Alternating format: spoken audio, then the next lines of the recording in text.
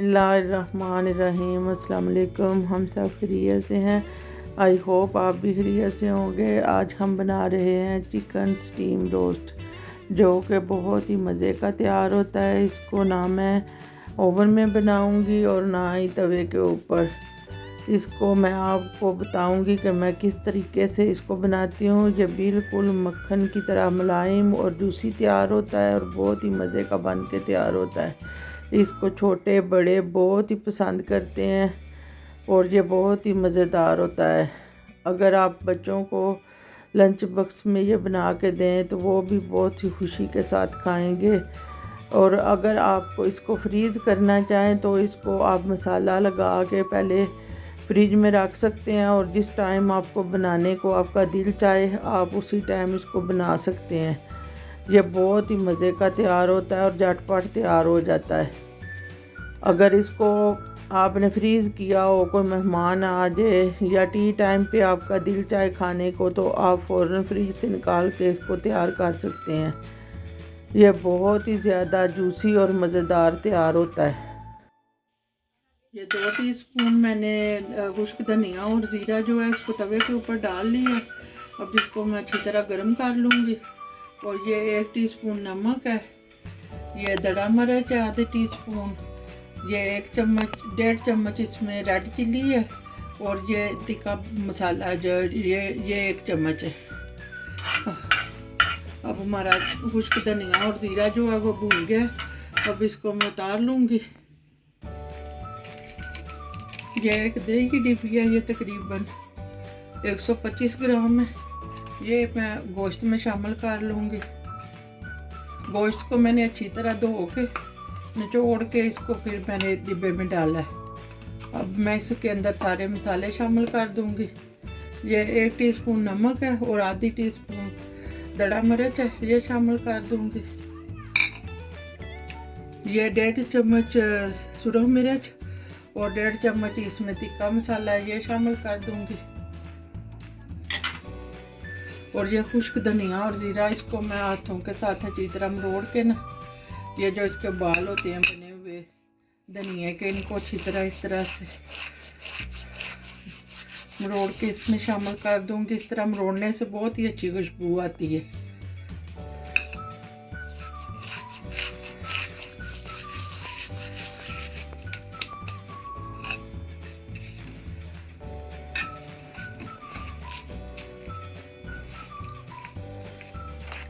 अब इन सारी चीज़ों को मैं अच्छी तरह मिक्स कर लूँगी।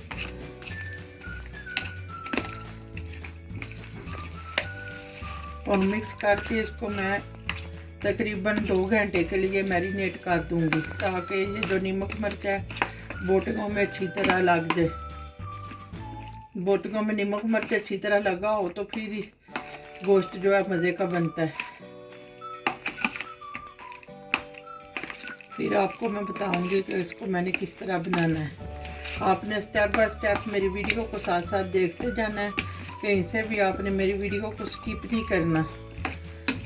मेरे तरीके से आप इस तरह फैमिली वालों को, बच्चों को बना के खिलाएंगे तो सारे बहुत खुशी के साथ खाएंगे। ये अब नमक मिर्च सब इसमें मिक्स हो गए और अब इसको मैं 1.5 घंटे के लिए, 2 घंटे के लिए तकरीबन इसको मैं मैरिनेट कर दूंगी। ये मैं बताना भूल गई थी, ये मैं लेमन जूस जो है वो तकरीबन 2 टीस्पून जो है इसमें वो भी शामिल कर दूंगी। बीज आपने निकाल लेने हैं क्योंकि बीज कड़वे होते हैं, अगर मुंह में आए तो फिर वो जायका मुंह का खराब हो जाता है। ये आधा लेमन जो मैंने निचोड़ ली है अच्छी तरह, ये तकरीबन 2 टीस्पून के बराबर है। अब इसको भी मैं अच्छी तरह इसमें मिक्स कर लूँगी और मिक्स करके मैं अब इसको 2 घंटे के लिए मैरिनेट करके रख दूँगी। ये अब मैं 2 चम्मच इसमें ऑयल शामिल कर दूँगी, सिर्फ 2 चम्मच, ज़्यादा नहीं। इसमें मैंने ऑयल ज़्यादा नहीं इस्तेमाल करना।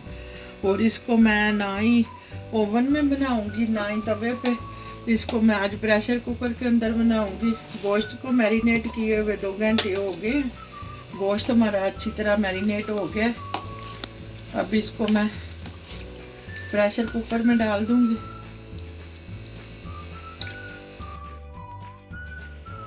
गोश्त को अब मैं प्रेशर कुकर के अंदर डाल दूंगी इस तरीके से।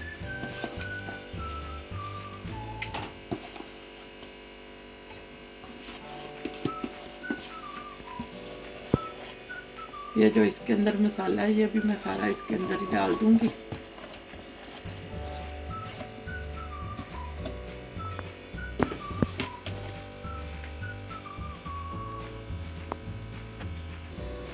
अब मैं फ्लेम ऑन कर लूंगी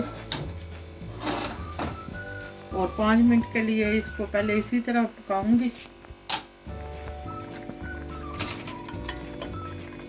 गोश्त को पकते हुए अब 5 मिनट हो गए। ये देख सकते हैं कि गोश्त ने अपना काफ़ी पानी रिलीज़ कर लिया है और अब मैं इसके ऊपर ढक्कन दे दूंगी।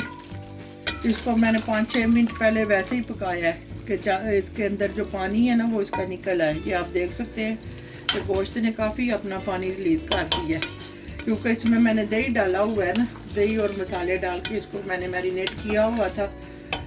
और अब मैं इसके ऊपर ढक्कन दे दूँगी।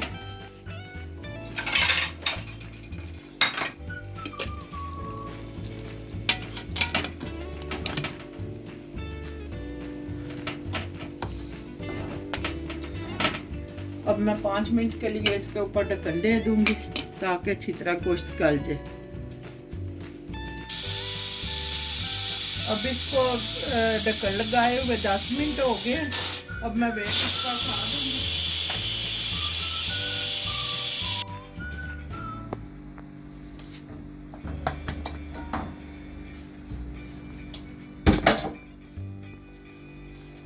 अब गोश्त हमारा आप देख सकते हैं गल गया।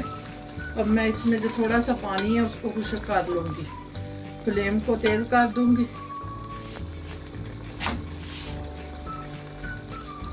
ताकि इसका पानी अच्छी तरह से खुश्क हो जाए।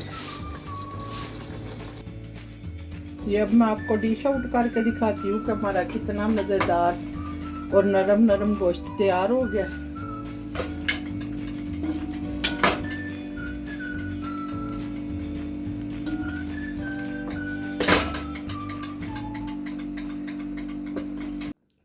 अगर आपको मेरी चिकन स्टीम रोस्ट की रेसिपी पसंद आए तो मेरे चैनल को सब्सक्राइब करें, मेरी वीडियो को लाइक करें और अच्छे अच्छे कमेंट करें। दुआओं में याद रखें। अल्लाह हाफिज़।